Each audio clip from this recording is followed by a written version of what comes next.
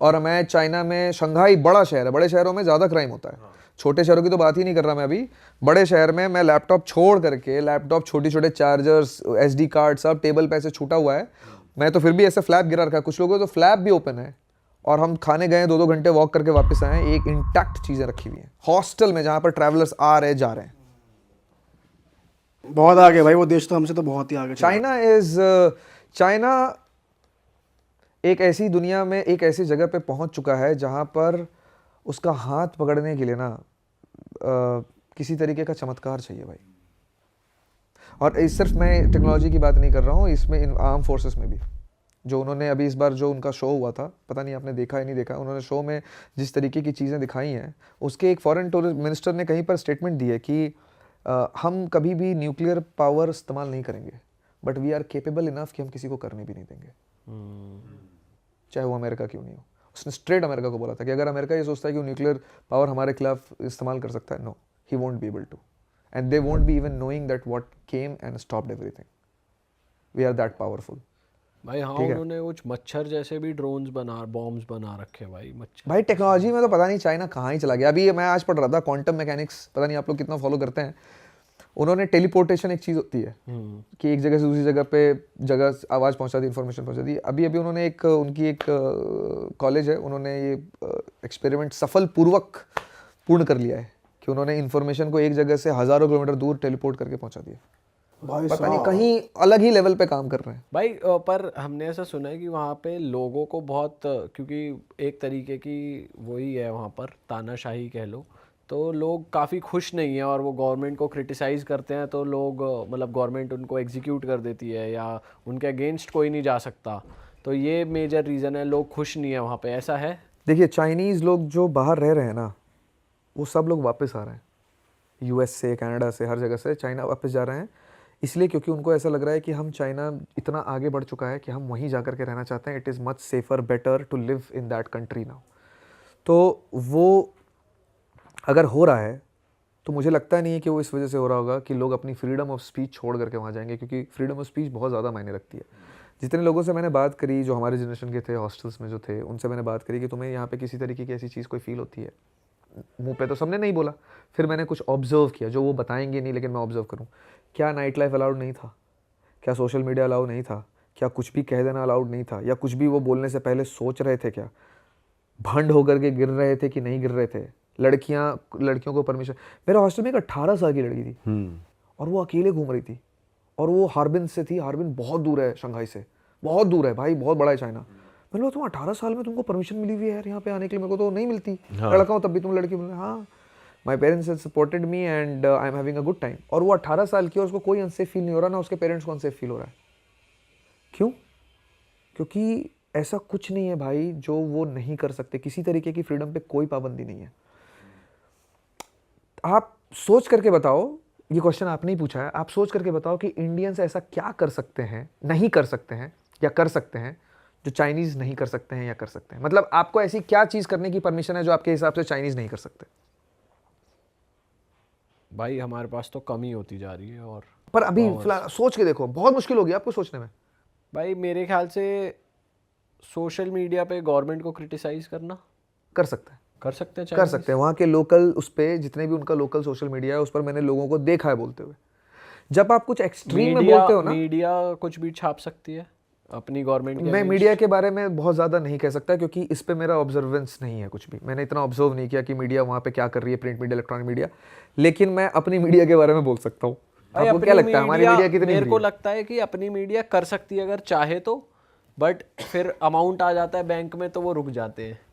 पर अगर वो चाहे तो कर सकते हैं, मेरे को ये लगता है। चाइना में शायद इस पे सोचना पड़ेगा, मुझे ऐसा लगता है। लेकिन इस पे मेरी, क्योंकि मैं इतना ज़्यादा जानता नहीं उसके बारे में, तो नहीं कह सकता। लेकिन आपको और मेरे को ज़िंदगी जीने के लिए जो फ्रीडम चाहिए ना, हाँ, वो पूरी है। और भाई कमी भी तो नहीं छोड़ रहे ना वो अपने लोगों के लिए कोई, कि या गंदगी हो या जॉब्स नहीं हो या कुछ नहीं हो। जब कमी नहीं है तो इंसान बोलेगा क्या, वो मौज ही लेगा। हाँ, एग्जैक्टली।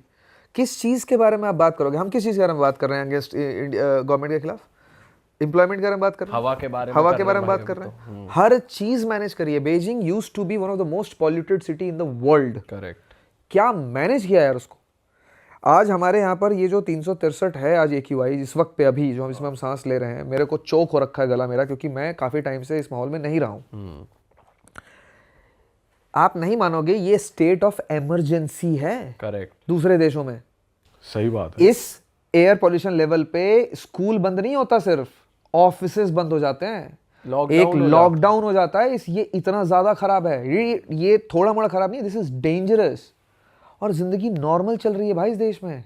भाई मेरे को तो लोगों का ही नहीं समझ आ रहा, लोग पिकल बॉल खेल रहे हैं, लोग मैराथन दौड़ रहे हैं ऐसे मौसम। ऐसा हो गया कि एक्सेप्ट कर लिया कि भाई यही है, ऐसी जीना है, ये चेंज होगा नहीं होगा ये नहीं पता, अब जीना भी नहीं छोड़ सकते। एग्जैक्टली वही चल रहा है कि सेटल डाउन हो चुके हैं लोग, पर जो कि नहीं होना चाहिए। सरकार नहीं कर रही है ना। हाँ। कुछ अगर लोग सेटल डाउन नहीं भी हों, चॉइस नहीं है लोगों के पास। लोग जो जिनको समझ नहीं है वो नहीं बोल रहे हैं, लेकिन जिनको समझ है वो तो बोल रहे हैं। हाँ। पर क्या हो रहा है बोलने का? कुछ नहीं हो रहा। आप बोल रहे हैं, मैं बोल रहा हूँ, क्या हो रहा है? कुछ नहीं हो रहा ना।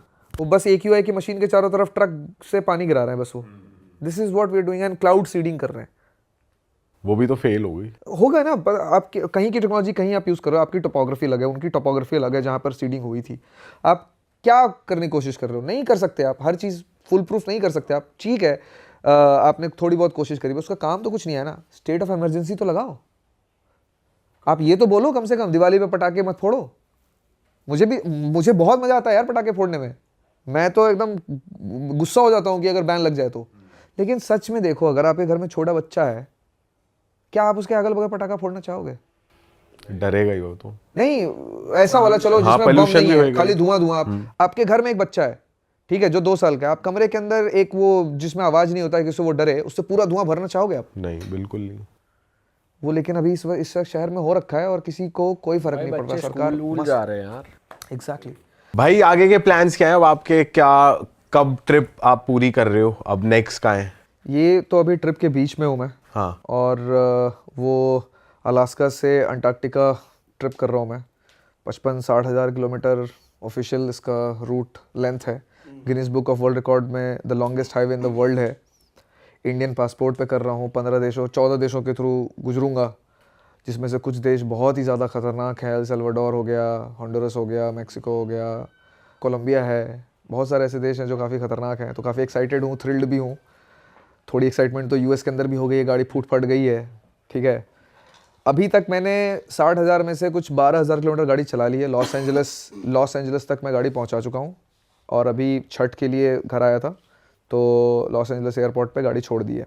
तो गाड़ी वहाँ पार्कड है और अभी वापस जा कर के रिज्यूम करूँगा वहीं से। और फिर करीब 1.5-2 महीने US, और उसके बाद करीब 13 देश और रहते हैं। तो हर देश में करीब मोटा मोटा एक एवरेज 1 महीना तो निकलेगा, किसी में कम किसी में ज़्यादा। तो मुझे लगता है कि अगले साल दिसंबर जनवरी तक मैं इस ट्रिप को कंप्लीट करूँगा।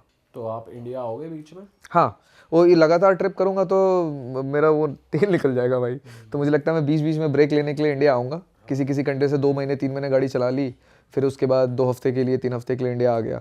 ऐसा मैं कर सकता हूँ, ऐसा मैंने सोचा है। बट ये डिपेंड करेगा कि मैं थक रहा हूँ कि नहीं थक रहा हूँ।